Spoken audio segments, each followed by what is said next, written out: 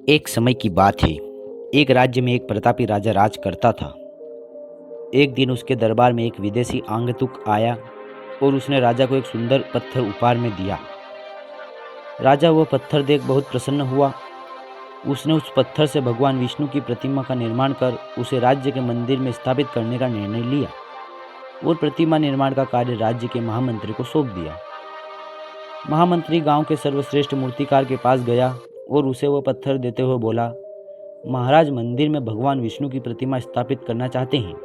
7 दिवस के भीतर इस पत्थर से भगवान विष्णु की प्रतिमा तैयार कर राजमहल पहुंचा देना।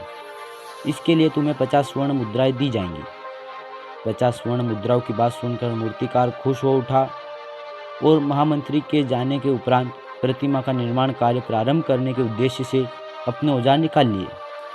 अपने औजारों में से उसने एक हथौड़ा लिया और पत्थर तोड़ने के लिए उस पर हथौड़े से वार करने लगा, किंतु पत्थर जस का तस रहा। मूर्तिकार ने हथौड़ों के कई वार किए पर पत्थर नहीं टूटा। 50 बार प्रयास करने के उपरांत मूर्तिकार ने अंतिम बार प्रयास करने के उद्देश्य से हथौड़ा उठाया, किंतु यह सोचकर हथौड़े पर प्रहार करने के पूर्व ही उसने हाथ खींच लिया कि जब 50 बार वार करने से पत्थर नहीं टूटा तो अब क्या टूटेगा।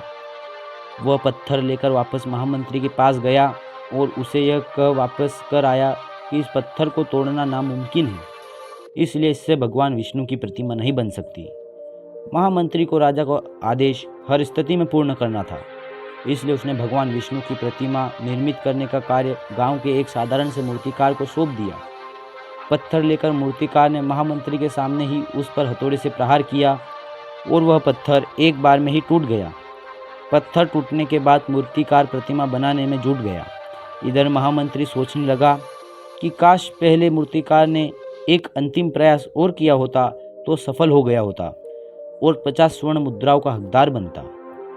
मित्रों, हम भी अपने जीवन में ऐसी परिस्थितियों से दो चार होते रहते हैं। कई बार किसी कार्य को करने के पूर्व या किसी समस्या के आने पर उसका निराकरण करने के पूर्व ही हमारा आत्मविश्वास डगमगा जाता है और हम प्रयास किए बिना ही हार मान लेते हैं।